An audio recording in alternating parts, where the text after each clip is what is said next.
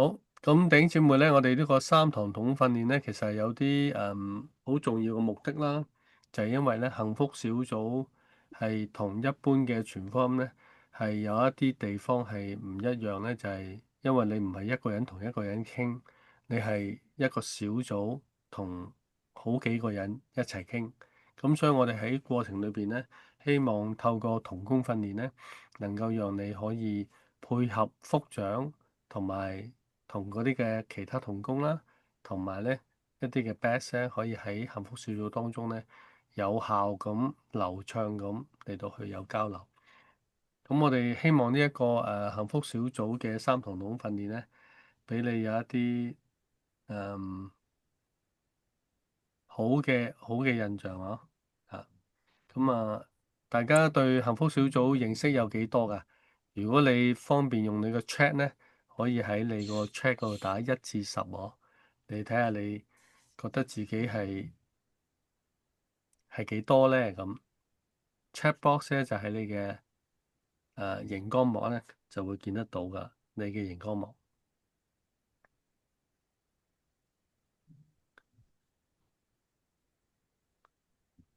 揾唔揾到你嘅 chat box 咧？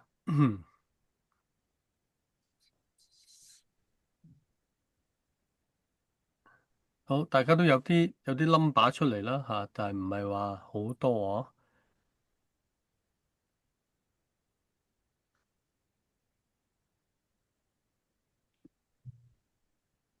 冇人答10嘅，點解？淨係得5嘅？因為我哋都不斷喺度學習中啊。嗯嗯，OK，好，咁呢個都係俾大家有啲對我嚟講對你嘅認識啦，或者你對幸福小組嘅認識，讓我知道啦。咁我哋今日分享呢個內容呢，就完全冇 animation 嘅，因為呢，誒唔想太多不必要嘅動畫出現啦。咁所以呢，就直接進入嗰啲嘅內容。Hello，Hello，hello hello，好啦，咁我哋嚟啦，係唔好意思，遲咗。睇下個畫面啊。唔緊要唔緊呢個畫面你發現啲乜嘢特別啊？隨便講得㗎，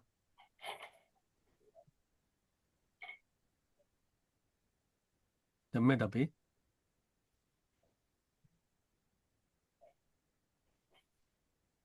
變咗有幾個 steps 啊？嗯，有幾個 step 特別你見到藍色一個短，兩個長啲係差唔多嘅，一個係短啲，係咪？如果你揾工人做屋企條樓梯，你會唔會做成咁啊？肯定你唔會收貨啦嚇，嗯，因為點可能行行下會突然間有一級跌咗落嚟呢？所以係嚟自一句説話嘅喎。如果你喺一間公司裏邊工作嘅話咧，如果你唔去 train 你嗰啲嘅 staff 啊，咁仍然繼續留低嗰啲嘅 staff 喺你嘅工作嘅崗位裏邊咧，你就會發覺咧，就會有好多唔協調嘅地方啦。因為未經過 training 咧，好可能佢唔知道你想點做喎，或者係你想做到一個乜嘢嘅效果喎。咁所以 training 嘅作用咧，就係要等到大家都提升，或者係去到一個類同嘅水平咯。咁當然啦，即係我哋中國人咧都有一句咁嘅説話啊，如果你去訓練咗對方，用乜嘢對方有一日騎住喺你嘅頭上叻過你，或者係快過你，咁你咪即係害咗自己咯。咁所以呢句説話好相對嘅。一方面你去訓練嘅時候，希望提升大家整體嘅水平，但係同樣咧，你又驚住提升咗對方，對方又走咗去喎嚇。咁我哋撇開世俗啲嘅眼光咧，屬靈嘅訓練咧，其實你去到邊度咧，我哋都希望你能夠發揮得到嘅，唔單喺本宣家啊。咁所以無論你嚟自邊個教會，今日呢個訓練呢，希望對你一生有幫助，甚至喺對你屬靈嘅成長或者幫助他人成長嘅過程呢，都係建立別人、建立自己嘅。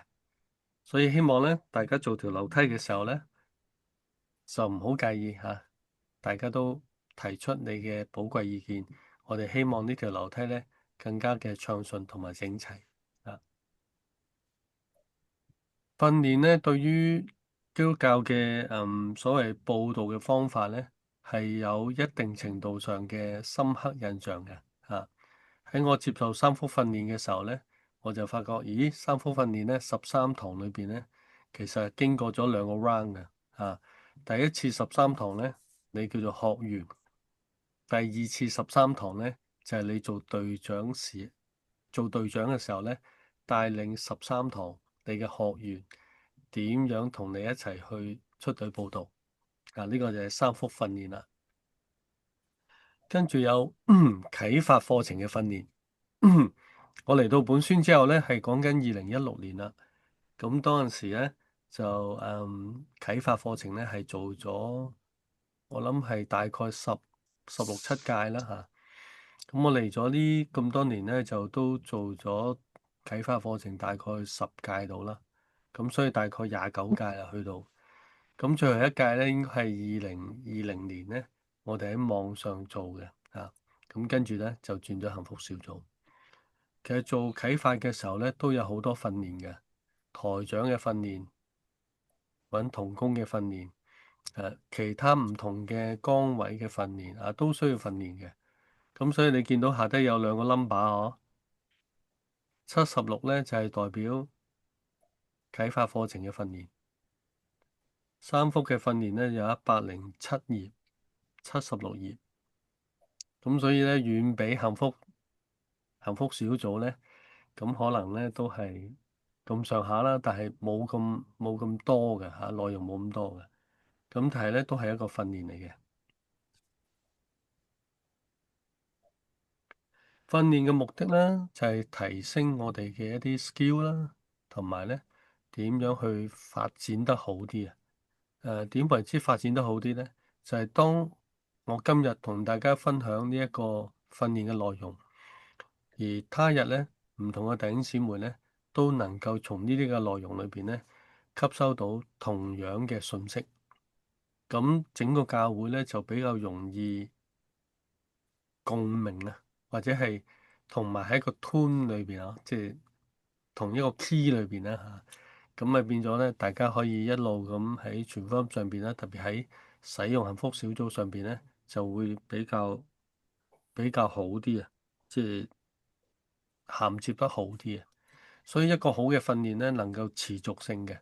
如果一個訓練咗一個人之後就斷咗板嘅，或者係再冇第二代、第三代咧，咁呢個訓練咧就唔係好有效啊，或者係好能夠咧繼續傳遞落去。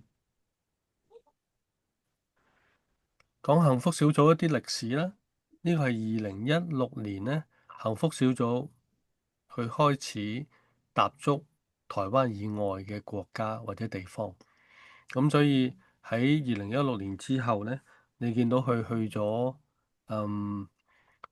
美國嘅西班牙啦，或者聖地牙哥啦嚇呢啲嘅地方啊。咁嗱呢個係高雄2018年成個小巨蛋啊滿晒人喎，嗰度係坐10,506人。弟兄姊妹留意呢，佢唔係一個佈道會喎。佢係請嗰啲長執、傳道部、成熟嘅弟兄姊妹、教牧同工嚟到參加嘅一個研習會，所以呢次咧係破晒紀錄嘅嚇，有史以嚟最多人參加嘅一次研習班啊！咁幸福小組嚟自一個台灣嘅福氣教會啦，咁個名都好特別係咪？叫福氣。佢話佢哋嘅教會係基於聖經嘅喎，個名點解呢？因為羅馬書第5章話呢，上帝將天上各樣屬靈的福氣賜給我們啊嘛。咁所以佢哋咧就用呢一節經文咧起咗佢哋嘅名啊，教會嘅名叫福氣教會。咁呢啲數字咧，大家可以睇下啦。佢哋喺疫情期間咧，都繼續開佢哋嘅幸福小組嘅。點解會開到咁多組呢？因為佢哋好簡單咁，淨係4個人嘅啫，一個福長，3個同工，4個人就開一組。咁佢哋一個譬如大啲嘅團契啊咁樣，或者係小組呢，咁佢哋可以一個團契就開3、4組噶啦。啊！由於佢係跨越咗台灣以及即係唔同地域啦嚇，咁所以咧你見到佢哋都有好即係呢10年之間咧有好多方面嘅發展嘅啊。咁而佢哋嘅發展嘅過程裏邊咧，佢哋投入咗好多人力資源咧去做好多嗯 byproduct 啊，即係叫做咩咧？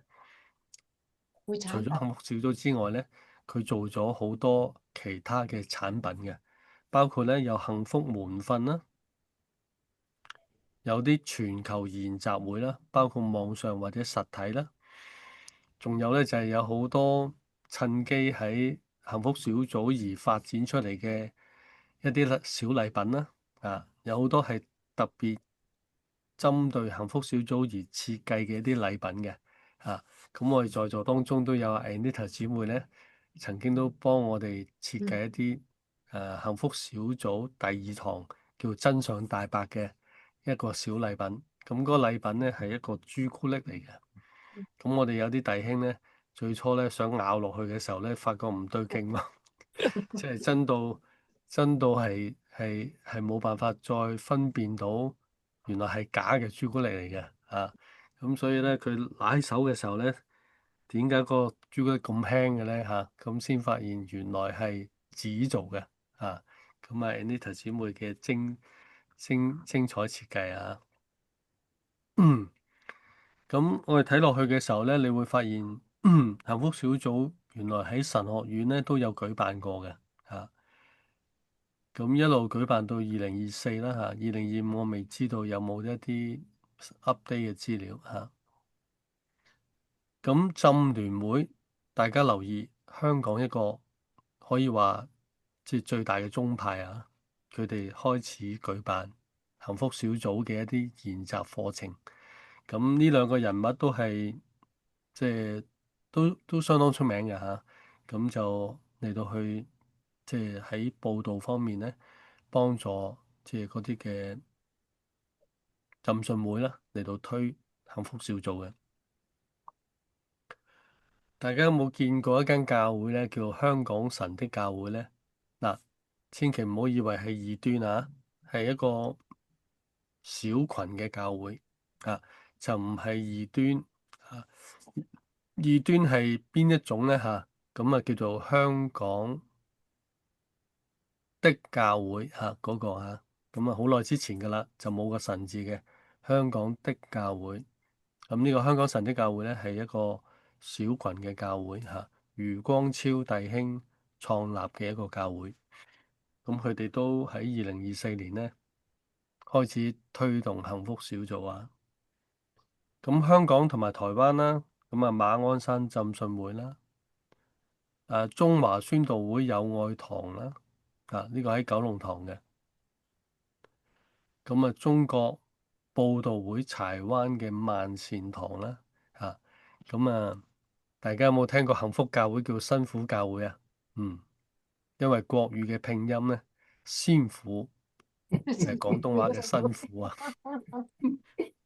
所以你做幸福小組係辛苦少少㗎，唔係講笑㗎嚇，真係㗎，因為你好少去報道要彩排㗎嘛，啱唔啱？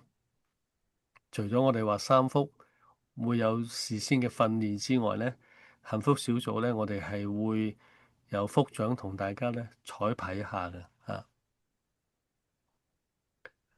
2019年咧，2020年啦嚇，咁咧呢個教會聖地牙哥主恩堂，咁佢哋就做咗第三期嚇，當時第三期比我哋早啲，我哋係2021年先開始第一期。嗱，咁睇睇下低，我特登指出嚟咧，佢哋到而家咧係做緊第13期，今年係第13期，我哋今年做咧係第11期，啱啱差2期，因為佢哋係最先係台灣嘅教會咧出去分享幸福小組嘅異象嘅時候咧，佢哋有參與，所以呢個教會咧而家係有7間分堂啊。即係喺當地嚟講都發展得快嘅。咁啊，愛基金咧有一個機構咧就支持幸福小組啦，咁就喺中國大陸裏面做嘅。咁佢哋都做得有聲有色嘅。咁我哋同佢之間咧，即係呢個愛基金咧啊，咁係香港啦，或者係加拿大啦、美國咧都有佢嘅註冊嘅。咁佢嘅創辦人咧就係蔣麗萍姊妹啦。咁所以我同佢即係溝通過咧，將愛基金嘅資源咧，有一啲同佢哋分享嘅，咁佢哋亦都有啲資源咧同我哋分享嘅，咁所以早期我哋所做嘅一啲內容咧，其實愛基金咧係提供咗俾我哋一啲參考嚇。咁而家嘅幸福小組咧，就唔單係發展成一個所謂淨係得即係成年人嘅幸福小組，佢都透過兒童啦，透過婚姻啦嚟到講幸福小組嘅，咁所以開始有唔同嘅材料咁兒童嘅材料咧，大家可以睇到咧係每一周都係遊戲嘅，因為細蚊仔啊嘛。咁所以佢啲遊戲咧寫晒出嚟啦，同埋提供一啲方法咧俾大家，即係帶住一啲細蚊仔嚟到去開幸福小組。咁當然嗰個福長咧就唔係你喎，你記得喎，係你帶住一個稍微大少少嘅細蚊仔，譬如可能係8歲、9歲，帶住一啲4歲、5歲，大家明嗰個分別啊？你喺側邊好似一個 coach 咁、教練咁，幫助呢個9歲到12歲嘅青少年啦或者少年人啦，嚟到幫助一啲4、5歲嘅即係弟兄姊妹，或者係嗰啲新朋友帶嚟嘅一啲子女咧，嚟到參加兒童嘅幸福小組啊都好 Q 㗎，啲嘢咧有齊晒啲材料嘅，你買就得㗎啦，幸福人生2026年咧，佢哋將會喺歐洲開始幸福小組咁呢個係國語嘅，因為歐洲比較多從中國大陸移民咗去當地咧做生意啦，或者勞工啦，咁佢哋咧將會喺2026年咧5月咧就做呢個幸福小組。好啦，停喺度先，大家對幸福小組嘅印象係咪開始比較清晰啲啊？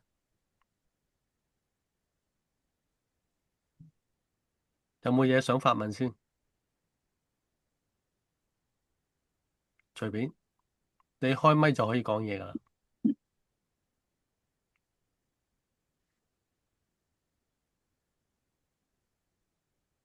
冇嘢發問，咁我哋落咯喎。好，環教會最常用嘅好多種唔同嘅報道工具嘅咁呢個圖遮住後邊呢，大概有40種。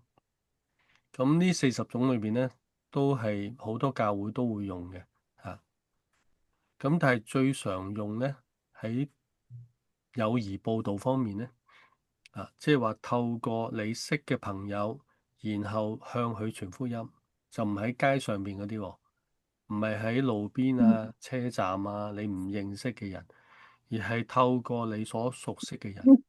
好啦，透過你熟悉嘅人之餘呢，仲可能係你要記得呢，唔一定係你識佢，好可能你嘅同工識佢嘅，咁所以請佢翻嚟參加幸福小組。咁呢個認識呢，就雖然唔係直接，但係都有個間接。咁有咩好處呢？因為熟悉嘅人呢，同你講嘢嘅時候，你冇咁大防衛哇，會唔會呃我嘅呢？咁你喺街你就知道啦。如果突然間有個人過嚟問你借電話，你會點啊？你即刻撳住個電話，係咪？點解呢？因為你怕可能俾人搶啦，又驚住對方會唔會有啲咩行騙嘅手法啊咁樣。咁所以呢，友誼報道係建基喺你同你認識嘅人，或者你認識嘅人當中嘅認識嘅朋友嚟到分享呢個信仰。啟發課程同埋幸福小組同埋即係呢個三福訓練呢，之間有啲共通點，亦都有啲唔同嘅地方。我主要提出唔同嘅地方。你睇到呢，幸福小組中間呢一 part 呢，叫攻心為主。陣間我哋咧會講嘅咩叫攻心喎？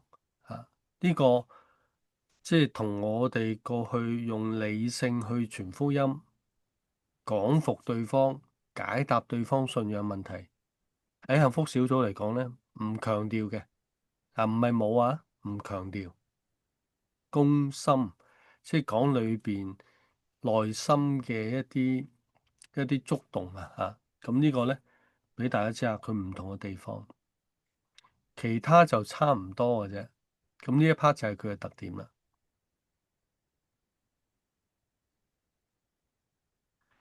幸福小組同細胞小組嘅關係呢個係即係喺呢度簡略咁講。幸福小組咧，理想嘅狀況咧係嚟自細胞小組，將細胞小組裏邊嘅組員差佢出去做傳福音就喺可能呢兩三個月之間，就佢哋呢個被差出去嘅呢幾位嘅弟兄姊妹咧，就當中有福長啦，有同工啦，然後咧呢個幸福小組咧就喺嗰兩三個月咧專注做呢個幸福小組。咁喺我哋教會嘅實踐上邊咧，喺幸福小組出咗去，我哋話佢去傳福音啦。喺過程裏邊咧，就唔需要佢哋再話又要參加返小組咁，可能就係專注做傳福音嗰幾個月。咁然後咧，佢哋唔使掛住一陣間又要查經又要乜嘢，就好專注每個禮拜咧，就向住嗰啲嘅 best 咧嚟到去做福音工作。咁所以一個細胞小組咧，有可能會差出兩隊嘅。咁我哋即係都試過嘅，同一個細胞小組差出兩隊嚟到去將福音帶出去。呢個係本宣家咧喺2019年啦，當時嘅一個狀況啦。咁我哋最初唔認識幸福小組，咁就喺2019年嘅9月咧，我哋有12位啦，就係包括主任牧師啦、師母啦，一紮嘅長執同埋同工咧一齊去參加喺 Edmonton 3日2夜嘅幸福小組研習班。後來咧，我哋今時今日嘅阿梁牧師啦，就係主任牧師咧。佢當時咧再留低多幾日再留多個禮拜嚟到參加幸福門訓咁所以咧兩週連續舉行嘅咁就係幸福小組研習班、幸福門訓嘅研習班。咁我哋一跳咧就跳到2026啦，詳細我都唔喺度解釋啦。2026年呢，我哋已經將幸福小組同埋幸福門訓呢嚟到去融合咗喺教會嘅行事曆裏邊。咁所以喺嚟緊聽日晚上到禮拜六嘅 full day 呢，我哋就有一個叫全人更新營嘅。如果你未參加過嘅話呢，都鼓勵你有機會嘅話呢，都去參加一下。咁我哋連續辦咗3年、4年㗎啦，連續辦咗4年。2025停咗1年。咁我哋呢4年當中呢，每年都平均大概有40到50人參加嘅。咁即係話都相當多人參加過㗎啦。咁至於門徒學校上或者下，就係接觸嗰啲 best 信咗主之後呢，俾佢哋嘅初信栽培。咁我哋跟住會有初信栽培嘅訓練啦，唔係訓練嗰啲頂姊妹成長喎，係訓練頂姊妹成為一個初信栽培員啊。咁呢個係我哋一年會做2次啦。咁跟住我哋會喺3月同埋9月會開唔同界別嘅幸福小組啊。然後中間嗰啲就係幸福大學上呢，就係指導培育嗰啲嘅福長，就係傳福音嘅 leader 啦。然後咧喺幸福大學下咧就培育嗰啲小組長嘅。咁所以呢一個系列下低仲有個好牧人營會啦。咁就係我哋啲細胞小組畢業嗰啲小組組長將要畢業嘅時候咧，會為佢哋舉行一個聚會嘅。咁所以呢個整個行事歷咧喺過去嘅即係呢3-4年咧都比較定咗落嚟啦。而且咧有一個新嘅安排咧，就係同我哋嘅主學時間咧係同步進行嘅，即係話門徒訓練嘅上下同埋幸福大學嘅上下咧，都係喺主學嘅時間進行嘅。所以弟兄姊妹咧，往後你就會見到，當你報呢啲門徒校上下咧，報完之後咧，你就冇得再報噶咯，你就要翻去主日學啦。幸福小組有一啲理念嘅。第一個理念咧係我認為一個非常之重點嘅理念重點嚟嘅，就係教會係為嗰啲信嘅人而聚集，而為不信嘅人而存在。所以當我哋讀到呢一個咁樣嘅理念嘅時候咧，係講緊嗰個存在嘅價值或者存在嘅位置。舉個例你買一個洗衣機擺喺屋企嘅咩地方啊？梗係擺喺洗衣房啦，或者一個地方係洗衫㗎啦。我諗唔會擺喺個客廳做你嘅食飯台啫，除非你屋企真係細到好似劏房咁啦，係咪？否則嘅話咧，你唔會將洗衣機作為一個咁嘅用途喎，擺喺嗰個位置，然後攞嚟開台食飯。咁所以教會存在喺地上邊佢嘅目的係乜嘢？其實代表緊上帝嘅臨在喺呢個世界上邊成為一個見證。所以基督係頭，教會係身體，而呢個身體咧係好實在活現喺呢個地上嘅。咁所以為未信嘅人而存在咧，係引導嗰啲未信者有機會通過教會咧嚟到認識基督嘅。第二個咧就係沒有付不起嘅代價，只有乜嘢？看不見嘅價值。即是話，如果你對嗰樣嘢你付代價付高啲嘅話咧，因為你睇到嗰個價值係更高。如果唔係，你唔會咁付嘅。我香港嘅外甥女有一次同我講起，佢喺香港讀咗一個碩士，咁當時係用咗20萬度，咁貴唔貴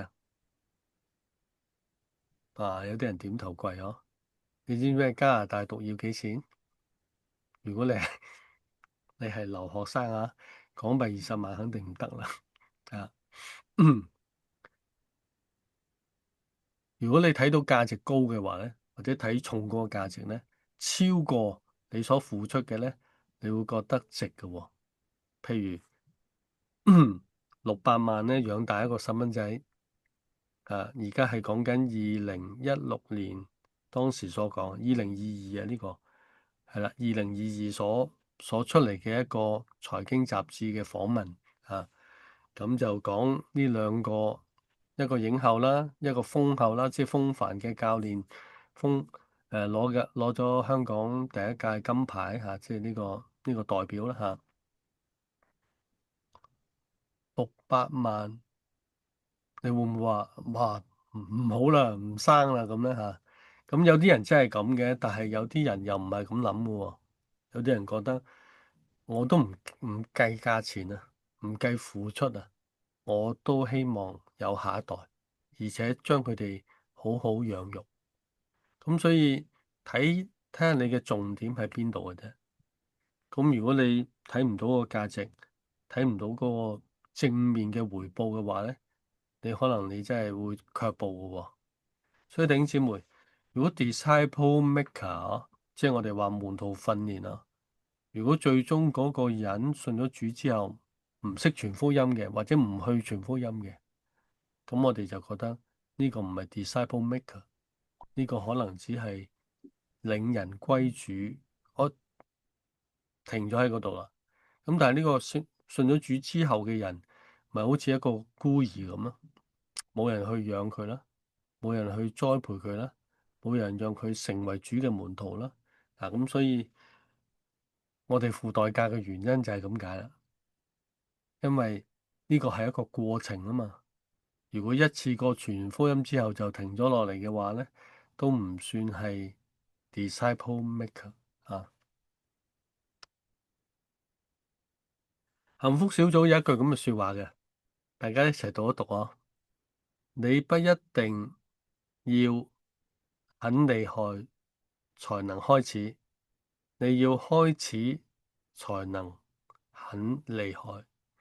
咁當然呢個係國語嘅讀法啦吓，意思就係話你唔好諗住咧，你一開始嘅時候咧，你要準備好晒啊，咁跟住啊好犀利咧，你先至要去做，而係當你開始做嘅時候咧，你就會發覺你係會 OK 嘅，而且會做得好嘅。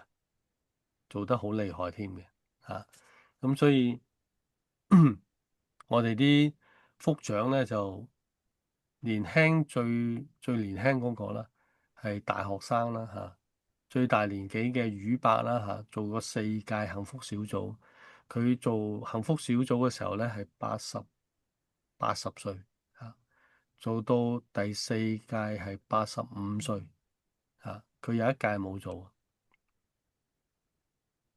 好啦，幸福小組提到咩叫使命咯？使命咧就係你一輩子都要做嘅嚇。如果你間中去做嗰啲咧，就叫做 project 嚇。完咗個 project 就完噶啦。但係一輩子都做嘅咧，呢個真係你嘅使命啦。福音就係教會嘅火車頭事工啊！呢個咧喺幸福小組咧都幾強調嘅。意思係乜嘢咧？就係嗰係帶動啊，即係唔係嗱，可以咁講喎，冇淨係一架火車頭後邊又冇車廂嘅，冇咩意思啊？係咪跑嚟跑去咩都裝唔到？但係淨係有車廂冇火車頭又搞唔掂喎。正如我呢度話，你個車廂幾黃金打造都好咧，如果冇咗個火車頭，大概呢個車廂只係可以喺博物館俾人睇嘅啫。因為冇價值、冇作用啊，所以我諗我哋今日睇福音事工係一個帶動緊其他嘅佈道啊、栽培啊、關懷啊、宣教啊等等咧。其實呢個就係一個好重要嘅帶動力。咁所以有啲弟兄姊妹，可能你今日聽完呢個幸福小組有呢個理念嘅時候咧，你可能唔係幾贊同嘅，因為你可能係聖樂部啊。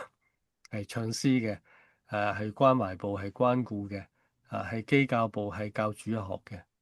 哇！你真係好咩喎？好霸道喎！福音係火車頭事工。弟兄姊妹，我哋今日唔討論嗰啲 argument 啊，但係過去5年前咧，我哋做幸福小組嘅時候咧，啲人第一個就提出咁啟發點啊！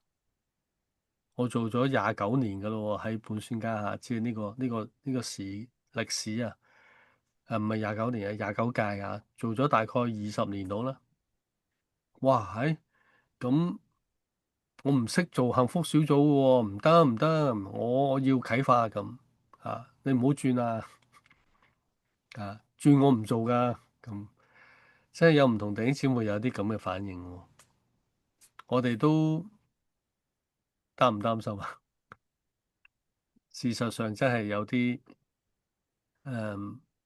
即係嗰頭未係好準確把握住嘅幸福小組，呢頭就迎嚟咧一班啟發嘅支持者嚇，傳福音嘅有心志嘅弟兄姊妹對你提出一啲嘅質疑嚇，譬如咧有個即係比較成熟嘅弟兄咧，就走嚟同我講：哇，黃牧師幸福小組，聽個名都好靚啦！我我真係當時唔知點答佢啊。其實我去完參加之後，我都覺得個名都有啲靚嘅吓。咁但係後來咧，真係好奇怪喎。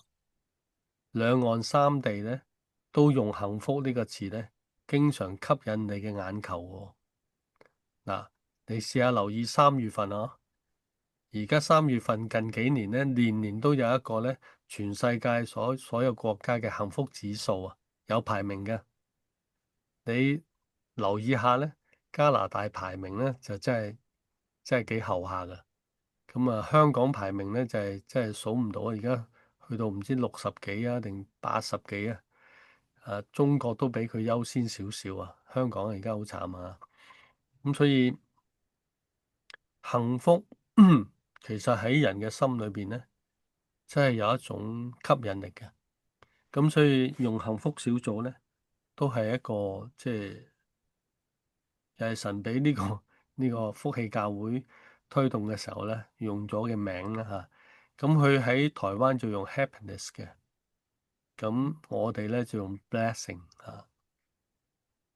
好啦，幸福小組有一個理念咧，就係唔好諗住做咗幸福小組嘅教會咧，就會變成一個好強大嘅教會啊，好有異象啊、力量嘅教會啊，咁唔一定。幸福小組咧就係講緊教會嘅體質有冇改變，先至可以迎接到幸福小組嘅發揮嘅。即係話，如果你嘅教會本身個體質唔理想嘅話咧，可能幸福小組對嗰個教會都唔一定係好事嚟嘅。唔係話呢個報道工具或者平台唔好，而係咧，當你去做呢個報道工具嘅時候，即係使用呢個工具嘅時候咧，你發覺你嗰個文化或者你嗰個背景承接唔到呢樣嘢，反而會拆毀咗教會裏邊一啲即係個基礎啊。咁呢個就弟兄姊妹必須要留心啦嚇。咁我哋好感恩，我哋教會係承接得到，亦都係好多得即係過去好多教會嘅弟兄姊妹咧做過 Alpha。做咗29屆，真係唔簡單啦，係咪？咁所以係有一班好忠心、好支持全福音嘅弟兄姊妹咧，佢哋後來就轉入咗做幸福小組，呢個係真嘅。好啦，我哋就做咗啲幸福小組睇真啲嘅，即係簡短嘅解釋嚇。幸福小組係着重團隊啦。帶狀式，咁我哋會解釋下嘅嚇。扁平化又會解釋下嘅。有效建立門徒啊，咁呢個4個策略優勢啦，唔係3個啊，4個。好啦，咩叫團隊咧？我哋唔係靠一個人講嘅，我哋係需要有其他配套，包括我哋有唱詩啦嚇，所謂敬拜嘅部分啦。我哋會有同對方玩下遊戲嘅，即係歡迎佢啊，等佢能夠投入到喺嗰個幸福小組裏邊啦。咁亦都有見證啦，即係同我哋而家小組嘅模式好相似嘅。跟住會有分享信息嚇，咁之後我哋會有分組嘅分享啦，甚至帶對方有祈禱嘅。咁所以我哋呢個團隊傳福音咧，唔係着重單單係福長嘅，我哋幾個環節都要一齊起嚟嘅。帶狀式解釋一下啦，咩叫帶狀咧？雖然呢個字眼係嚟自台灣啦，但係我用今日香港嘅翻譯嚟講咧，佢叫做連續劇。我哋以前傳福音佈道會嗰啲咧，就叫做咧，即係一場過嘅啫。嗰啲叫做你可以話係好簡單一次過嘅舞台劇冇連續性嘅。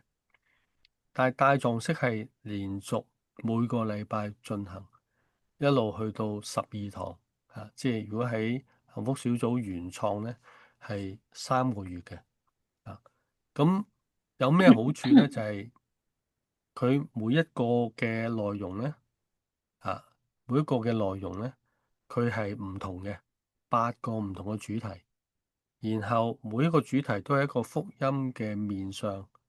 即係話令到人對福音咧，每一次有唔同嘅吸收同埋累積之後咧，佢對福音比較整全好多啦。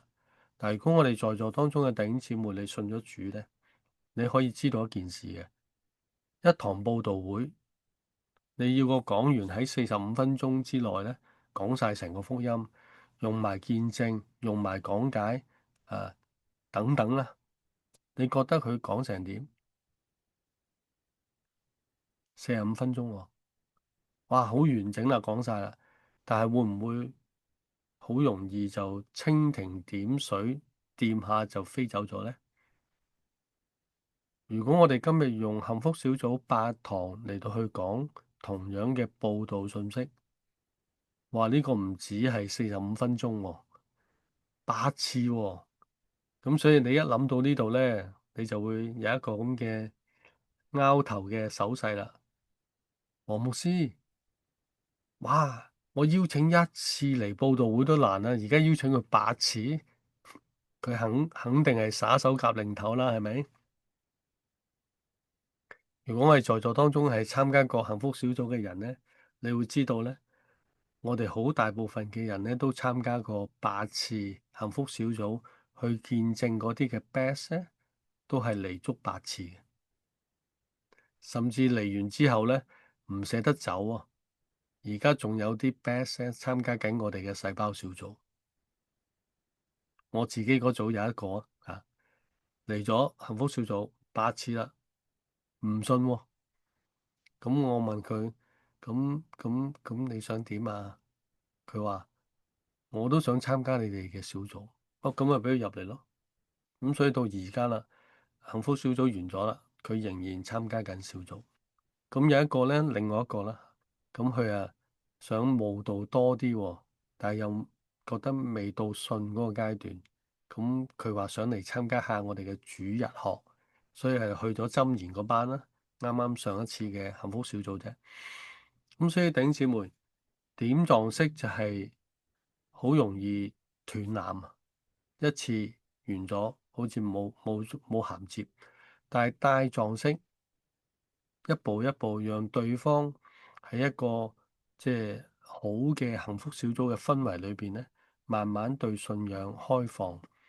最初嚟一次咧，好難嗌佢投入嘅。但係當佢嚟多好幾次之後咧，佢就唔知點解咁容易慢慢開放多啲。所以我哋由第4課開始咧，就係即係重點嘅重點啊，就可能會邀請對方嚟到去即係所謂決志啦就係第4、第5課開始。跟住講扁平化其實意思就係全民皆兵咁解啫，即是話傳福音唔再淨係喺傳道部嘅事啦，嗰啲傳道嘅執事啦，有恩賜嘅弟兄姊妹啦，先至做傳福音嘅啫。其他嘅弟兄姊妹咧，翹埋雙手嘅啫，就好似睇落場打波咁，話嗰啲球員下都跑到死啦前後場咁跑嚟跑去，側邊嘅人咧歡呼拍掌，我哋係觀眾嚟嘅啫，唔係咁嘅。我哋係傳福音嘅過程當中，無論你有恩賜冇恩賜，但係呢個使命都俾咗我哋。有恩賜嘅人可能傳福音多咗恩賜多啲啊嘛，咁可能會積極啲，效果好啲可能會係咁嘅。但係冇唔代表佢唔可以傳啊嘛。你睇耶穌基督生平嘅時候，你都會睇到有一個格拉森嘅被鬼附嘅人，佢即係個鬼被趕出啦。咁跟住咧，耶穌就話啊，你唔使嚟跟我啦，啊，你咧就去翻你嘅底加波利，你嘅鄉下，向嗰啲人，向你嘅家人親友，你嘅鄉里分享神喺你生命當中作了何等大嘅事，係咪咁啊？係咯，所以傳福音咧就唔係淨係傳道人嘅事，唔係傳道部嘅事，係所有弟兄姊妹人人有份嘅。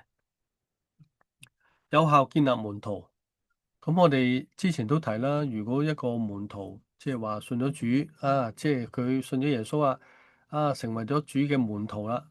如果淨係得個名稱咧，就唔足夠嘅。我哋希望真係成為門徒咧，起碼佢都明白福音、接受福音，並且愛傳福音，係咪啊？所以真正福音戰場上嘅一個嘅傳福音嘅機會咧，我哋就為即係本宣家咧，要為弟兄姊妹鋪排一條滑翔嘅飛機，可以飛出去嚟到去爭戰嘅。呢個傳福音嘅過程裏邊咧，我哋相信係即係教會有個責任咧，就係鋪排一啲機會，讓大家可以多啲去參與、去邀請。過去有啲我所認識嘅弟兄咧，非常之熱心嘅嚇，咁數數下咧，佢係邀請呢個、邀請呢個，即係隔代都邀請啊！嗰啲咩世侄孫啊，都邀請啊！咁當然啦，有啲父母係邀請嗰啲仔女啦嚇，咁但係當然唔係同一組啦嚇。父母嗰組就梗係成年人啦，仔女嗰啲梗係家庭啊、青年人啦嚇。咁佢哋都嚟參加之後信咗主嘅，好 amazing 嚇。咁幸福小組咧有五個重點啦，傳福音咧就要刻意嘅，即係話刻意係帶嚟咧更加嘅準備好。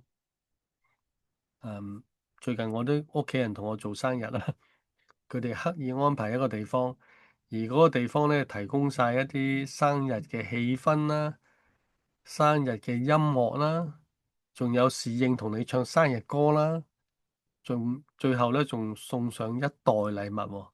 一袋嘅真係，成個袋裏邊咧有半袋咧係禮物，除咗啲糖之外咧裏邊仲有啲即係時髦嘅公仔啦毛公仔咁啦，咁送埋俾你喎咁樣你想知係邊間咧？你一陣完咗問我。佢哋刻意揾呢一間係因為呢一間有啲特別 amazing 嘅嘢咧，俾到呢個生日嘅主人翁咁我啲家人咧就帶咗我去呢間咁好啦。要對焦，意思就係當我哋喺幸福小組裏邊分享信息嘅時候咧，我哋嘅內容或者説話咧，要對方能夠明白啊嘛。所以唔好用一啲基督教好多時候用嘅術語咯，即係你唔好同佢講話，我哋主內嘅交通咧係好好嘅，好感謝主嘅，即係呢度已經有幾句術語啦。第一，感謝主係一個術語，對微信嘅 best 嚟講咧，佢可能唔係幾接受嘅。第二咧，咩叫交通咧？咁佢唔識嘅，佢淨係需要揸車或者係搭巴士，所以呢啲嘅術語或者呢啲嘅詞彙咧，對你係有意思啫，對對方嚟講咧，可能係陌生嘅，甚至聽落去之後咧，皺晒眉頭嘅。所以我哋希望大家頂姊妹降低少少你自己嘅角度觀點，迎合到嗰啲嘅微信嘅朋友佢嗰啲嘅思維方式啊。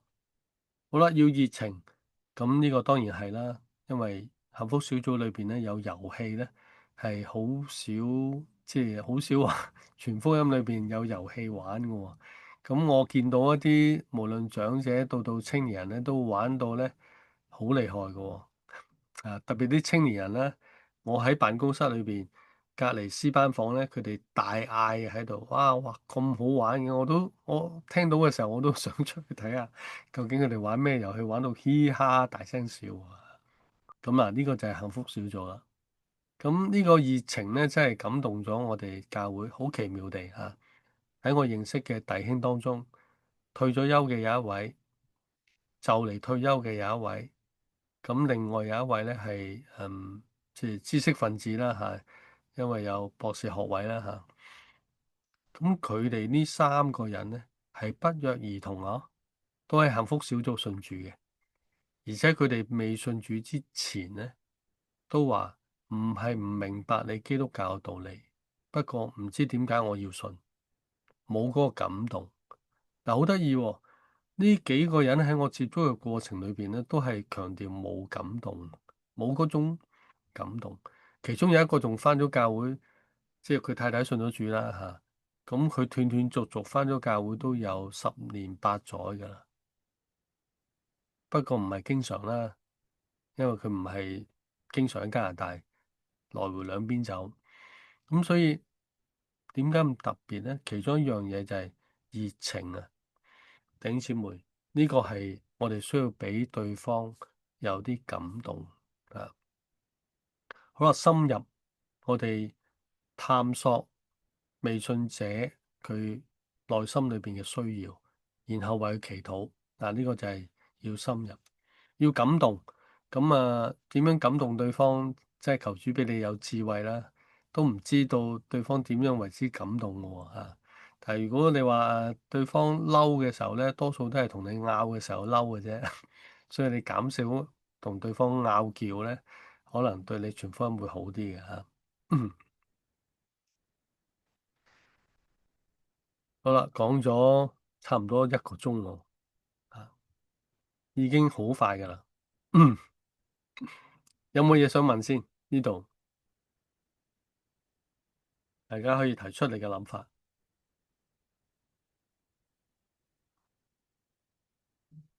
有冇？把握機會喎，你問咗我先至落去下低內容咯。呢個 PowerPoint 會全數俾翻大家嘅，所以喺完咗今次之後咧，就會開一個 WhatsApp，然後我就喺個 WhatsApp group 裏邊咧，將呢個 PDF 啦，同埋一啲嘅即係往後嘅一啲材料啦嚇，會發俾大家嘅。有冇嘢查詢？冇啊，咁我哋攞啦喎。好啦，如何喺幸福小組裏邊做見證？好多人一睇到呢個題目，好自然，好多反應咧就係我都做過唔少見證啦。咁幸福小組嘅見證同我以前做嘅見證有乜嘢唔同啦？咁好多人都有呢個反應嘅，亦都好理解啊。弟兄姊妹做見證，如果你係一個稍微成熟少少基督徒、大膽少少嘅咧，你都會經常可能會為主做見證。不過我哋今日翻嚟喺幸福小組嘅見證裏邊咧，有啲地方咧係有規範嘅。咁我哋今日咧就要學嗰啲規範喺邊度，同埋點解要有啲規範啊？咁我哋嘗試先唔好定咗你嘅框框先，好唔好？啊，如果你真係有見證嘅框框咧，你就攞走佢先，嘗試聽下如何喺幸福小組裏邊做見證。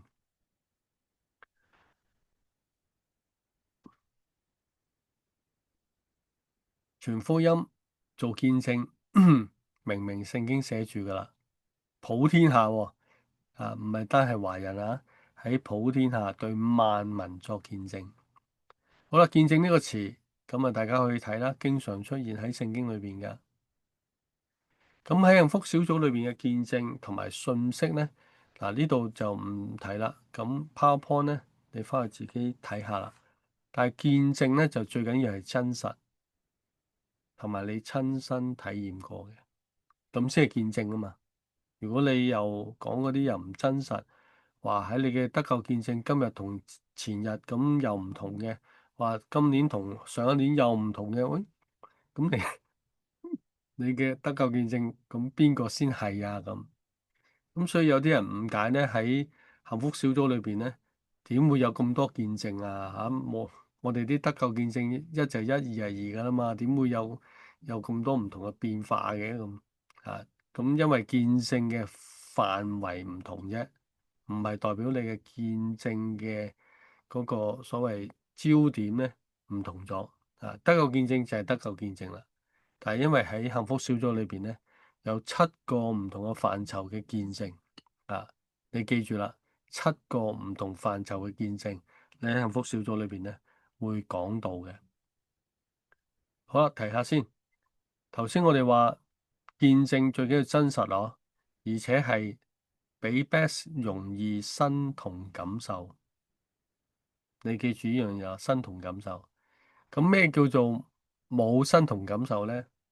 舉一個例啊，阿喬雲叔咧就曾經搭直升機啦嚇，揸唔係直升機，揸嗰啲私人飛機啊，撞機啊，都唔死得喎，係燒咗啲胡鬚嘅啫。哇！喺呢個見證真係好 amazing 咯，撞機都唔即係咁樣墜機都唔死得喎。我想問下大家啦，係咪好 amazing 咧？肯定啊，我哋都拍晒手掌啦，係咪？但係咁喎，你有冇試過撞機啊？冇。你有冇試過好驚險死唔去啊？冇。咁你最多都係覺得哇，佢係犀利啦嚇，但係你冇感受到你喎。所以呢個咧就叫做冇共鳴，唔係佢嘅見證唔好，佢嘅見證太獨特啦。所以咧，滿漢全席嘅見證咧，唔係幸福小組需要嘅。但係如果你真係有個滿漢全席嘅見證，當然可以分享啦。但係咧，平時嗰啲粗茶淡飯裏邊嘅家常小菜式嘅見證咧，更加重要。幸福小組係咁諗嘅喎。所以咩叫家常便飯嘅見證啊？就係你同你屋企人嘅關係唔好啊，誒，信咗主之後改變咗喎。嗱，呢啲見證要講啦。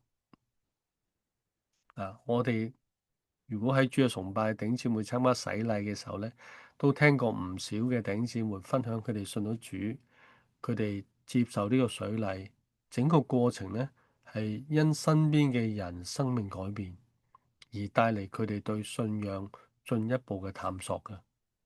所以呢一點正正係家常小菜啦，唔係咩轟轟烈烈嘅見證。佢點樣喺接受唔到屋企某一個人？後來信咗主之後咧，佢唔單止接受到，更加能夠改變埋對方嘅。哇！喺呢個見證就係正正所謂家常小菜嘅見證啊！弟兄姊妹分到，你會感受到同嗰啲 best 都可能會感受到嘅見證啊！有冇提問先呢一點？你過得到呢點咧，你先至容易去睇我哋一陣間7個範圍。OK 啊，所以咧咩？以前我哋喺香港有間無中會聽到啲海報，哇！大道啊變咗，即係強盜就變咗傳道啊咁。冇錯，呢見證係好感人嘅。嗰個感人就係為佢有呢個改變而拍手掌。但係嗰啲 best 咧，我又未吸過毒，我又冇似佢好似佢咁衰或者點，所以佢唔係好投入到嗰個位置。但係如果你觸動到佢生命裏邊個處境，同嗰個同工講嘅見證係 match 嘅話，或者係好相近嘅話，佢係會覺得我真係好想佢咁一樣，係咪啊？所以呢個係一個好重要嘅累積見證。我哋希望有8個見證，呢8個見證咧處理好咧，嗰個累積嘅感動咧就會更實在啦。第二咧，讓 Best 渴慕經歷上帝。當我哋高舉見證嘅時候咧，唔係講緊我哋自己有啲咩奇妙經歷啊，或者點樣改變。我哋要將人帶到神嘅面前，係因為神，因為上帝嘅幫助或者上帝嘅改變，讓我今日咧有呢個分享。可能分享嘅過程咧嘅內容咧，有啲可能都都唔想講嘅嚇，或者唔想再翻出嚟講。但係就係因為喺幸福小組嘅見證裏邊，我既然咁樣去做呢個見證，就住呢個幸福小組嘅標題，我希望上帝幫助我勇敢講出自己一啲可能過往好衰仔嘅，或者係好唔得嘅啊。不過你知道你已經跨越咗，但係而透過呢個機會咧，再去分享翻出嚟好真實嘅呢啲啊。咁感人之處就係因為你經歷到上帝，你先至改變到嘛。咁佢未經歷喎，佢仲喺個網羅裏邊，喺個困難當中。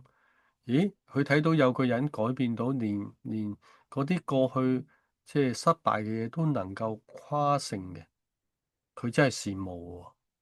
所以佢可能有一日喺你嘅幸福小組裏邊咧，佢會問你：我點樣先可以經歷到你所經歷嘅嘢啊？咁你就透過幸福小組嘅訓練咧，有一個叫做幸福密語嘅時間咧，咁你可以同佢傾下。好啦，作為主題嘅信息，呢個見證係為咗陣間嘅信息鋪路嘅，所以你預備好嘅見證咧，唔係講完就算嘅。嗰個福長講嘅時候咧，佢會先睇過你個見證咧，同埋配合佢嘅信息嘅。咁所以弟兄姊妹，你嘅見證就一定要交俾你嘅福長，佢可能會俾啲意見你，或者我有時間咧，我都會俾啲意見你嚇。如果你交俾我嘅話，咁我哋就會將嗰啲見證咧，盡量用一個比較平民化、容易聽得到，讓嗰啲 best 咧感受到、明白到嗰個人嘅見證嘅內容，所以就去除咗啲屬靈嘅字眼啊，或者基督教宗教嘅術語啊等等嘅嚇。咁希望弟兄姊妹明白啦，希望聽嘅 best 咧係感到即係被吸引同埋有興趣繼續聽落去嘅。激勵同工啦，你話我講嘅見證未信主嘅人聽先有益啫，乜信咗主嘅同工都會得到激勵嘅咩？都會嘅，我就聽過一對夫婦，佢個先生就喺個幸福小組分享佢嘅生命嘅故事，喺我哋彩排嘅時候啫喎，咁跟住 debriefing 嘅時候咧，即係我哋完咗一個檢討啦，咁我太太就講。我都唔知我老公原來有一啲咁樣嘅經歷，就透過嗰次幸福小組，佢就講咗出嚟啊，所以激勵嘅有時你作為一個身邊聽嘅，無論同工好啦，或者我哋嘅福長咧，我哋都會受到激勵啊。好啦，見證者自己嘅信心得以堅固啦，呢個都好重要啊。所以你多分享見證咧，你會數算到上帝喺你生命當中嘅恩典同埋幾咁豐富。好啦，7種見證咁我哋當然會逐一講啦咁先埋個關子先啦。得個見證，身心靈得醫治嘅見證，關係復修，特別講饒恕啦嘅見證，個人嘅價值觀、性格或者習慣嘅轉變嘅見證，職場或者經濟物質上得祝福嘅見證，一陣會講呢點急難當中得到上帝幫助嘅見證，各類生活禱告蒙應允嘅見證。但係聽完呢7類嘅時候咧，即管睇一睇聖經嘅睇法。得救見證咧，聖經裏邊咧好多時候都有提到嘅，你仔細去揾咧係揾得到嘅，並且咧有機會嘅話咧，你可以將佢組織成為3段嘅即係信主前、信主後咁我哋陣間再講啦。咁呢個唔詳細提啦。第二，身心靈得醫治意思就係過去你有一啲傷痛或者係捆綁嘅嘢或者係一啲不為人知但係咧喺你生命當中係帶嚟苦澀嘅。而家咧你好似食咗藥咁即係康復翻咁你就將呢個過程喺信仰嘅角度咧，同嗰啲嘅 best 嚟分享。呢個咧就好多方面啦。關係修復，把傷害你嘅人從心裏釋放出嚟。當然，希望唔係喺個幸福小組裏邊，你帶住一個關係同你破裂嘅人嚟啦嚇。如果佢肯嚟咧，都係一個好嘅機會嚟嘅啊。如果係過去發生過一啲咁樣嘅事情，而你分享嘅時候，你係睇到神點樣將無論你係被接納嗰位啦，又或者係你去放低人哋對你嘅一啲傷害嘅嘢，即係你係受傷嗰位啦嚇。咁無論邊一個角色都好咧，我相信呢種嘅見證咧都係相當感人嘅嚇。你話啊，係咪要好大先至感人啊？又唔一定嘅。因為喺家常便飯嘅小菜裏邊咧，可能有啲嘢記掛咗好耐，佢放唔低就係放唔低。我用一個好短嘅例子咧，我有一個舊同學嚇，我哋一齊讀書嘅，喺我同佢一齊畢業嗰一年啦嚇，即係 Form 5啦，佢係走嚟同我講，佢話：嘿，我嬲你一件事啊！我話咩事啊？嬲咗我5年喎，即係。喺我同佢一齊讀書嘅期間，我就講咗一句唔係幾好嘅説話，就係即係呢度希望你冇講過啦嚇。佢係做財政嘅，當時喺班裏邊，我就話：嘿，你啊真係好似吸血鬼咁喎。其實講下笑啫嚇。哇！佢嬲到我，即係唔怪得嗰幾年咧都同我冇乜點傾偈啊。不過印象中我係好似未信主嘅嗰時。你未信主啊？咁後來咧，佢喺我哋畢業啦嚇，咁就主動同我講翻呢件事，我先猛然醒起曾經發生過一件咁嘅事，講嗰句咁唔合意嘅説話，所以即係聖經都教導啊，即係唔好講呢啲戲言啊，有時人聽者在意咧就好麻煩啦嚇。咁我後來嗱呢個同學都未信主啊嚇。不過咧，當佢嚟加拿大探我嘅時候咧，佢話咧要揾埋我，即係坐低傾下偈啊，食下飯啊，帶佢去行下咁樣，即係有幾個一齊嘅。咁我哋咧就接待佢。咁我咧特別我接待佢。咁我就覺得啊，即係個感情冇因為過去即係曾經佢覺得受傷，而呢個關係咧好似冇咗咁。其實當我信咗主之後，即係同呢個同學一齊咁讀書啦，咁我就發覺咧，佢係慢慢接納到我，同埋咧即係放過咗我啦，即係將我從佢嘅內心裏邊受傷嘅困籠咧放咗出嚟啊！咁佢又開心，我又開心。咁所以我覺得我哋傳福音嘅時候咧，係可以透過一個關係嘅復修咧。其實好多人關係唔復修㗎。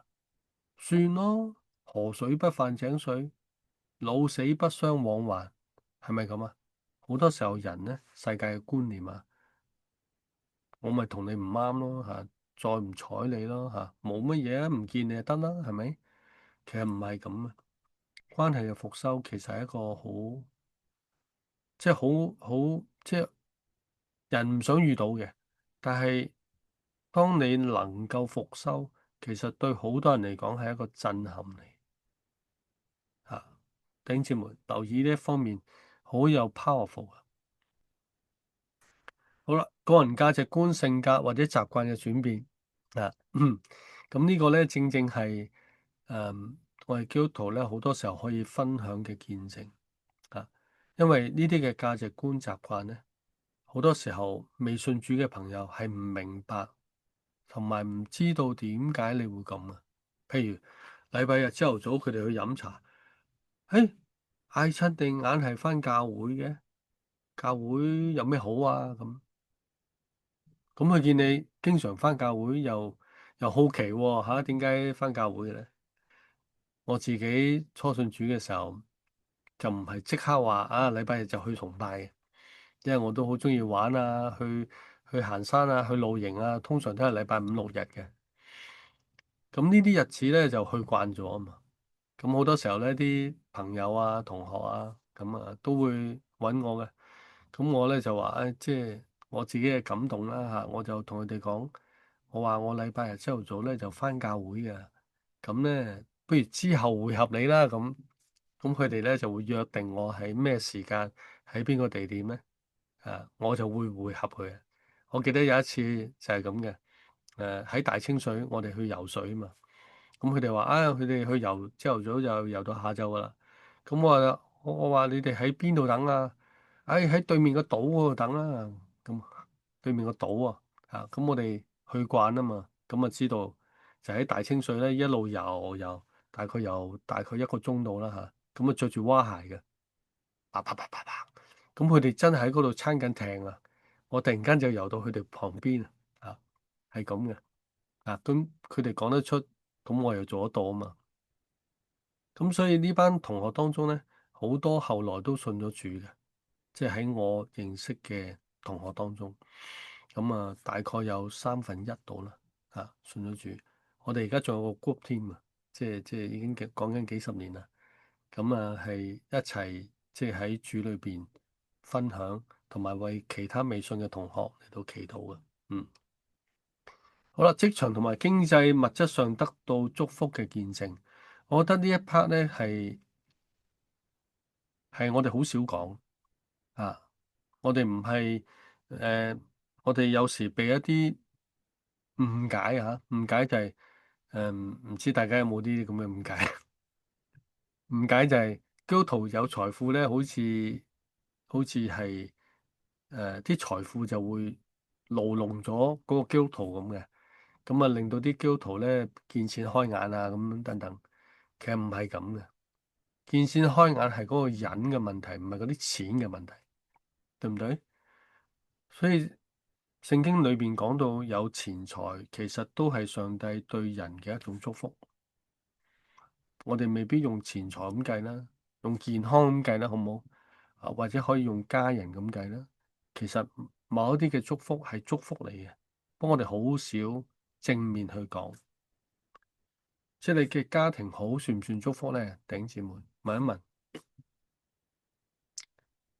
我即係大膽咁講啊，因為我太太最初嚟加拿大嘅第一年咧，係做 day care 啊，因為做唔到嘢啊嘛，咁又教會又唔請女傳道，咁變咗做咩咧嚇？除咗做師母之外咧，就讀咗一個簡單嘅 course 咁咧就 day care，咁啊 day care 咧我自己有2個啦，咁啊再收咗4個，咁啊總共6個，一間屋可以收6個細蚊仔嘅啫。咁嗰4個咧，輪即係做咗1年多啲啦。咁啊，就發覺咧4個裏邊咧有3個都係單親家庭。啲細蚊仔咧翻嚟又多脾氣啊，即係有啲怪怪啊咁。咁所以我哋就知道其實幸福或者係完整嘅家庭係祝福嚟。可能你唔知咋。你仲係一個即係一夫一妻或者係完整嘅夫婦同埋細蚊仔嘅家庭，可能側邊嘅人都喺度羨慕嘅。你唔好諗住，佢哋羨慕自由啊，所以變成咁啊，未必嘅。佢哋可能係逼不得已啊。所以喺職場上，喺人際關係上，你見到上帝俾嗰個人有呢一方面嘅恩典，其實佢可以分享嘅。唔好覺得，上帝俾親都係苦難。如果如果你係咁睇嘅話咧，我覺得你即係側咗一邊咯。上帝可以俾人有成功嘅，俾人有健康，但唔係強調嗰啲就等於係你嘅信仰嘅全部喎。但係當你有嘅時候，點解唔能夠為呢個所得嘅而感恩呢？係咪？我哋崇拜有時都為奉獻，上帝俾我哋有賺錢嘅能力，可以有奉獻嘅愛心，我哋都感恩嘅喎，係咪？所以你可以感恩嘅。第七啦，急難當中得到上帝嘅幫助啊！呢見證就好真實嘅。如果你真係有嘅話咧，好 amazing 嘅。我間中都會講一兩個，其中一個咧就係肚瀉啦嚇。有冇試過肚瀉？肚瀉就好容易瀉嘅，對唔對？哇！喺急難當中，地鐵嗰度開始搞肚痛喎，你點做啊？即刻落車，跟住揾咩啦？係咪？揾個廁所啦，對唔對？但係你知道咧，未信耶穌嘅朋友佢就會咁做，但係你可能都會咁做，不過你多咗一樣嘢，同佢唔同嘅就係你喺急難當中去祈禱。我去杜拜短宣，唔係杜拜，即係秘魯短宣。我真係肚瀉到差唔多暈低咁滯啊！真嘅，仲有發燒添。但係我去嗰程咧，即係上山嗰程咧，5個鐘頭，差唔多4、5個鐘頭啊！揸嗰架車，咁期間唔使去廁所喎，但係我係肚瀉緊嘅喎。話係冇 amazing 咧。咁所以當你去祈禱咧，嗰啲未信耶穌嘅朋友，唉，一次啫，咁啱啫。但係當你咁樣經歷到上帝咧，佢都覺得我都想試下喎。如果真係有金難，係咪啊？弟兄姊妹，呢個係可以分享嘅。最後各類生活禱告蒙應允嘅見證，好多時候弟兄姊妹有一個誤解咧，就係喂，禱告蒙應允唔係基督徒先至會禱告咩？咁講俾嗰啲未信耶穌嘅朋友，佢點能夠去理解呢？甚至佢覺得，唉，你哋啲都係撞彩嘅啫，係咪？會唔會咁啊？會嘅。你有呢個諗法呢，係唔出奇。但係你深入再諗一諗喎。好啦，佢未信耶穌嘅朋友同我一樣，都係咁樣生活。我去祈禱，佢就用佢嘅辦法處理佢嘅問題，對唔對？誒，我發覺祈禱之後經歷過一件咁樣嘅事喎，喺佢嘅世界裏邊咧，完全冇嘅，因為佢唔會祈禱啊嘛，對唔對？但係佢點能夠感受到你祈禱而蒙應允嗰種嘅喜樂，同埋結果嘅不一樣，就係當你講出嚟咯，即係你啟發咗對方，原來呢個世界上唔係淨係得你嘅辦法先 work 嘅，我嘅祈禱可能仲 work 噶。得唔得？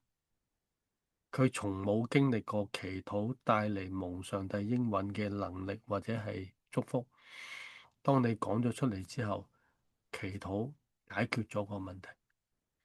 當然事情嘅發展，即係你睇到神係喺當中點樣去幫助你，你過程嚟噶嘛。咁你一次，咦，佢就話，唉，撞彩嘅啫，咁啱嘅啫。咦，第二次又有喎，另一個又係咁講喎。嗱，你同我都係基督徒係咪？都係會祈禱係咪？都係蒙過上帝聽我哋祈禱嘅。我哋唔好怕未信耶穌嘅人唔明白，佢就係因為唔明白，唔知道你講得多，佢就明白同埋知道咯。哎，原來有條基督徒嘅路同我哋一般人唔同嘅，就係我哋去祈禱。弟兄姊妹，呢個就係我哋要講嘅一個好重要嘅恩典之路。未信嘅人能夠捉得住呢一點，就係佢經歷到上帝係真實嘅一個體驗嚟。所以我哋幸福小組咧，同別嘅傳福音方法，其中一個好大嘅分別，就係我哋會喺第四、第五、第六堂，記住咯，第四、第五、第六堂，我哋就會開始咧為對方祈禱嘅，帶領對方祈禱嘅。邀請對方開聲祈禱嘅，係會咁做嘅。其他傳福音方法就係講完之後，你信唔信耶穌啊？信耶穌我就帶你決志祈禱啦，係咪？但係唔係，幸福小組唔係咁。幸福小組咧就係喺過程裏邊，了解到嗰啲 best 有咩難處啦，我哋為佢祈禱。當然啦，我哋要問佢啦，我可唔可以為你祈禱？如果佢話可以嘅，你就為佢祈禱，唔使長㗎，即係唔係好似教會嗰啲咁嘅祈禱，哇！有時咧祈禱好耐、好耐、好長，唔需要。你用你嘅心為對方嘅狀況嚟到祈禱，跟住點啊？你記得下個禮拜，下次再見面點啊？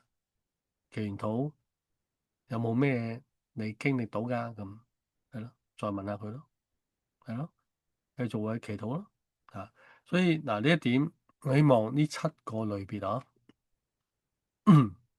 喺你分享見證嘅時候，你唔係淨係得救見證嘅啫。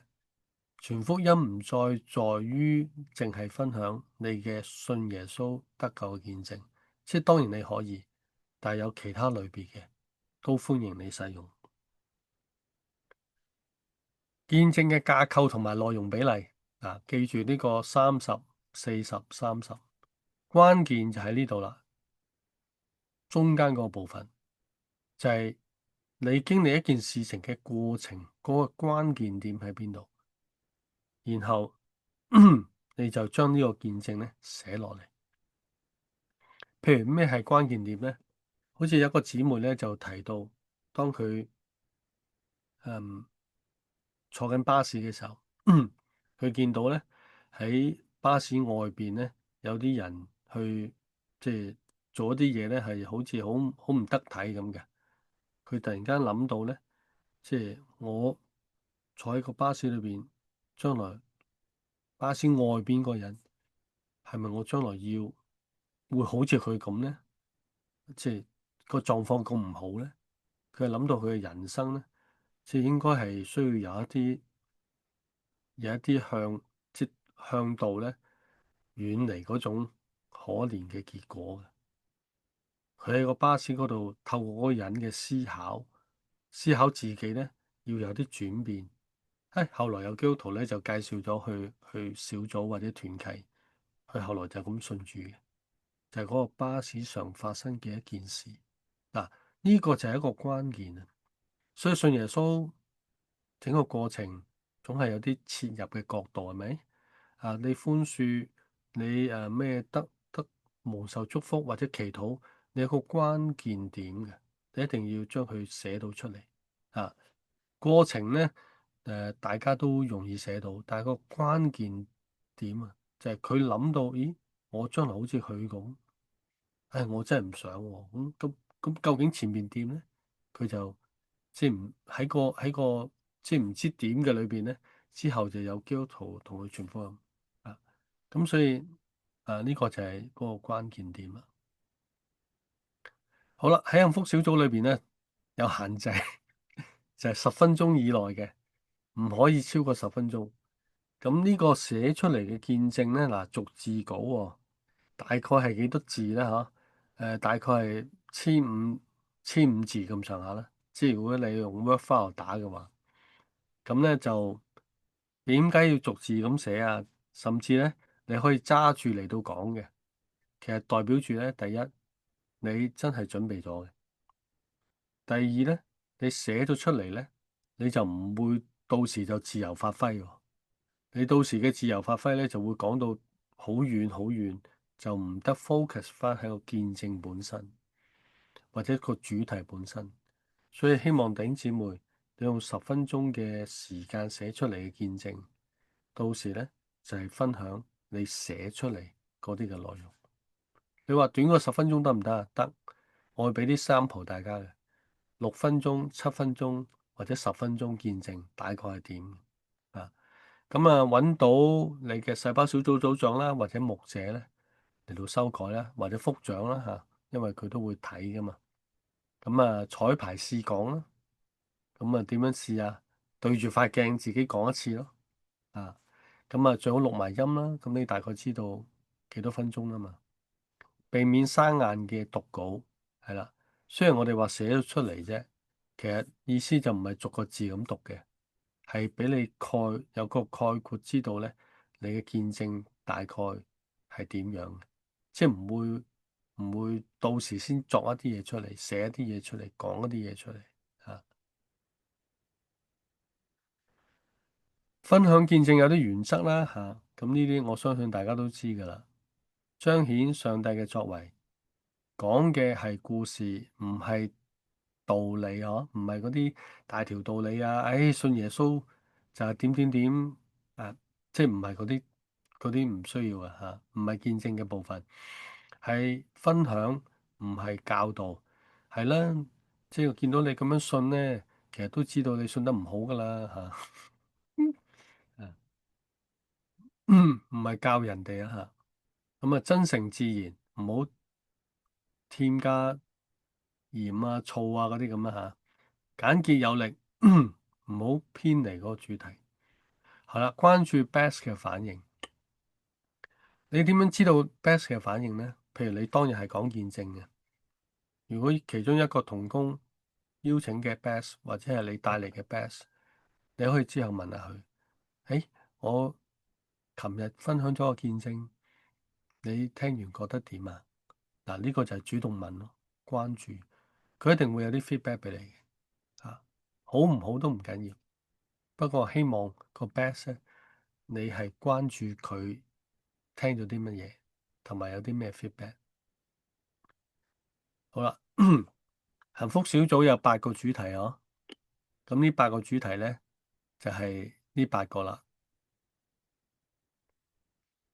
咁大家咧就睇到咧，呢8個主題裏邊咧有啲大綱，大綱咧就係福長講嘅，俾咗大家知嘅啫。福長就會透過你講嘅見證之後咧，就會講大綱裏邊嘅內容。咁當然福長都有限制啦，佢就20分鐘咁上下啫。咁所以你就10分鐘嚇。最後咁，我哋今日係冇時間分享啦。咁咪亦都希望大家要預備你嘅一個見證嚇。咁我下個禮拜嘅頭嗰段嘅時間呢，下個禮拜會短啲嘅，唔使個半鐘。不過我哋會將頭嗰段嘅內容呢，會做一啲示範俾大家睇，咩叫做幸福小組嘅見證，具體係點嘅。下次呢，我就會詳細同大家剖析嗰個見證寫落嚟改過啲乜嘢，點解要咁樣改啊？即係唔係改咗人哋個見證喎，係改咗人哋表達嗰個詞彙，或者嗰個即係講得唔清楚嘅地方，請佢再加強一啲啊。咁所以希望大家係啦，透過今日呢個幸福小組，如何理解嗰個咩幸福小組啦，同埋幸福小組即係帶俾我哋本宣家嘅影響啦，或者係一個正面嘅影響啦，同埋我哋做緊一個幸福小組嘅培訓啦。咁所以第一個培訓嘅內容咧就係點樣喺幸福小組裏邊分享見證。好啦，完啦，有冇嘢想發問呢？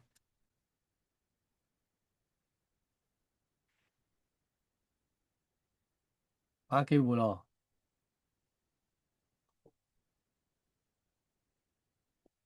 大家可以開麥㗎，佩服大家啊！我都講到氣咳啊，唔知你聽到會唔會打？我冇睇到鏡頭㗎，我淨係睇住你嘅啫，所以我冇睇到熒光幕，冇睇到邊個人有冇有冇飲水，有冇食嘢啊？咁冇睇到，我就係專心講俾大家聽啫。嚇，大家覺得點？有冇一啲咩分享？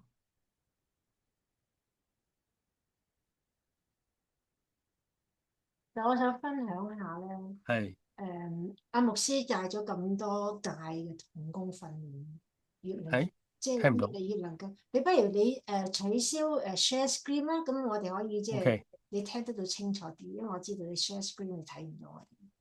好，咁我好想多謝阿牧師咧，好多次好多次。其實我上呢個幸福同工咧都上咗3次。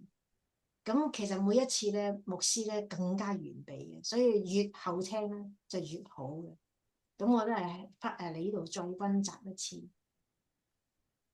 多謝支持啊！牧師我都估唔到你上咗3次啊！我知道你係啊，係參加咗五六次幸福小組咯。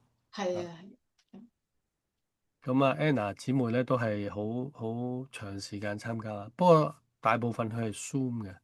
咁嗯我哋喺今年嘅幸福小組咧，都會設一堂咯，就係專係講 Zoom 幸福小組點樣運作啊。咁嗰堂咧就唔喺呢個三堂同工訓練啦，嗰個咧會稍後喺三堂同工訓練之後咧，我哋會開一個淨係一堂嘅啫，就係喺 Zoom 上如何進行幸福小組啊。我哋過去2屆啊，即係我帶住2屆咧嚇嘅幸福小組咧，喺 Zoom 裏邊咧都先後帶咗一啲弟兄姊妹嘅家人信咗主啊。一個就係哥哥同埋阿嫂，另外一個咧就係一個太太嘅丈夫。嗯，佢哋都係成年人。一個啱啱退休，一個係退咗休，即係講緊70、80歲啦。啊，都係屬於即係都係好精靈嘅人嚟嘅嚇。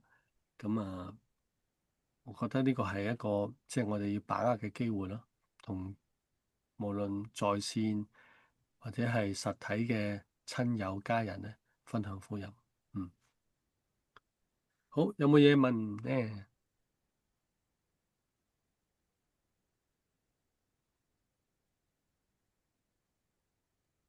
牧師，你成日講 best 啊，呢個 best 我知係代表我哋被邀請嘅人啊。咁點解係用 best 呢個字？係咪有乜嘢 BEST？有冇啲咩特別嘅 abbreviation？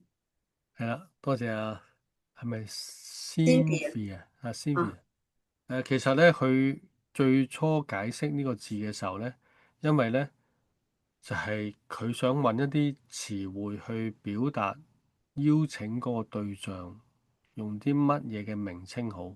慕道朋友，慕道，咁啊唔知一陣寫咗舞蹈，以為係一個舞蹈會，有冇聽過啊？啲人寫報道會啊，寫咗舞蹈會。跟住報道會又唔知寫咗第二個報，即係慕道朋友或者係點樣去邀請嗰啲誒探討信仰嘅人啦，定點？所以咧佢哋就用咗個英文字叫 best，就係最好嘅朋友你 啊。thank you。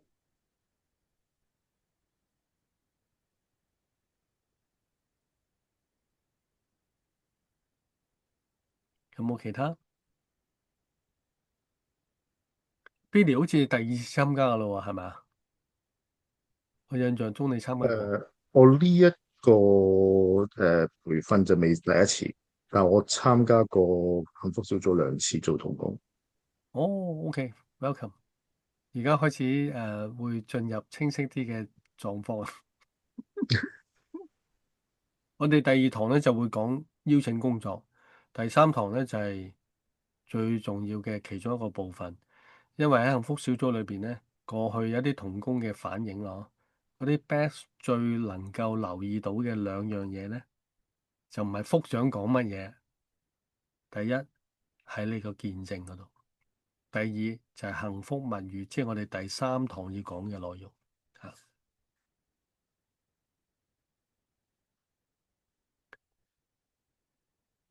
好啦，如果唔係，我哋完喺度啦。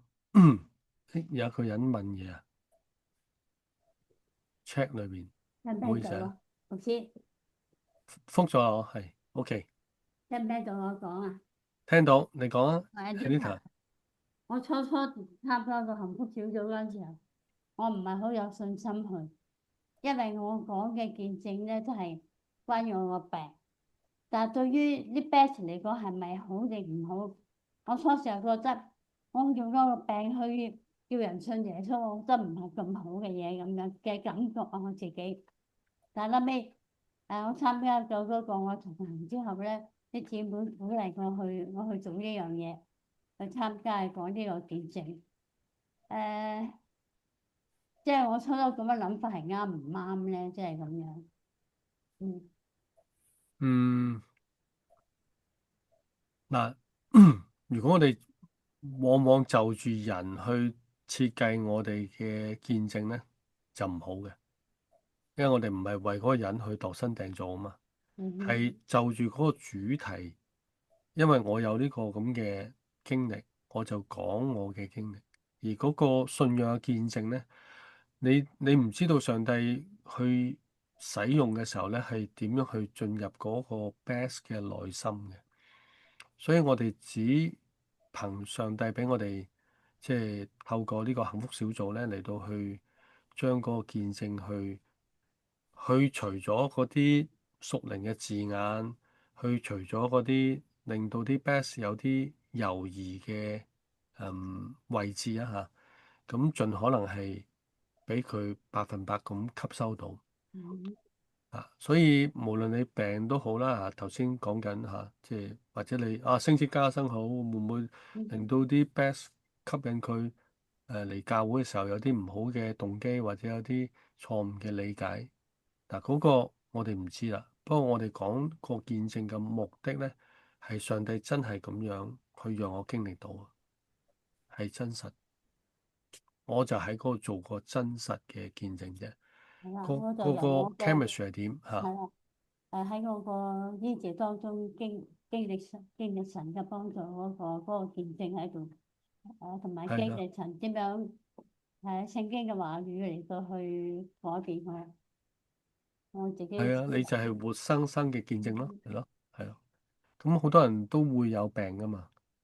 當佢病嘅時候，諗起Anita 同我分享過，佢可以依靠上帝經歷到。咁如果佢從呢個角度，我唔係喎，整完之後佢祈禱啊，或者係等候嘅過程裏邊都仲未得到醫治喎，咁點咧？咁呢個唔係我哋要負嘅責任咯。呢個係上帝，上帝同佢之間嘅關係。我好驚用咗佢個病去感動人哋去信耶穌，我覺得唔係咁好咯。啊，唔好咁諗咯，唔好咁諗。上帝俾你嘅恩典，俾你嘅經歷，咁你咪就咁分享咯。咁你話who know 即係我哋都唔知噶嘛。但係上帝就係咁樣嚟到去幫助你得到醫治，或者得到嗰個康復嘅過程啊。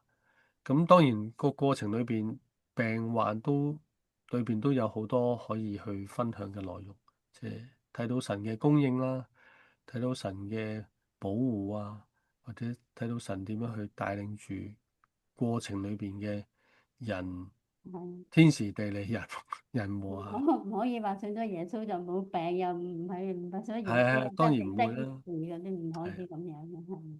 係啊，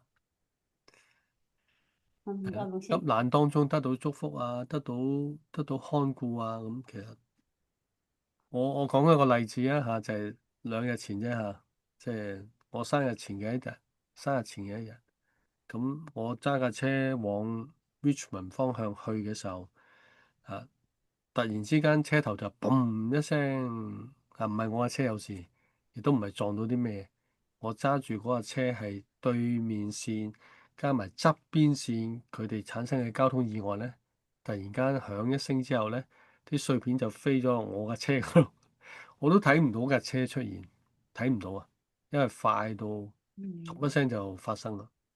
咁據嗰個即係 camera 嘅睇咧，係唔夠1秒之間，1秒左右，因為嗰啲碎片都揩到我架車嘅泵把，有少少灰嘅即係揩到嘅。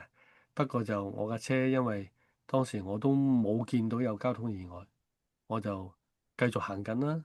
所以聽到聲啲嘢撞到之後，我就慢咗落嚟，就睇到後鏡。冇車撞到喎，咦？我都覺得好奇怪啦。收尾夜晚翻到去攞個車 cam 出嚟先睇到，原來有架車喺左邊，嘣一聲衝出嚟，撞到隔離線架車。隔離線架車咧就向我呢邊咧就發過嚟啦嚇。咁佢啲碎片就碰到我車頭啊。咁我架車冇乜事嘅，冇花到，冇爆玻璃，乜都冇。不過就係1秒之間。感謝主，係咯，咁嗯可以講噶啦，啊，好，希望大家可以好好掌握呢7方面啊，7個嘅範圍嘅見證。咁我開咗 WhatsApp group 之後咧，我就會將呢個PDF 嘅 file 咧 send 俾大家，同埋有啲見證嘅例子咧俾大家參考。OK，咁我哋停喺呢度啦。咁啊，難得蔡牧師啊，今日邀請你蔡牧師，即係我哋教會大家好呢呀。係啦。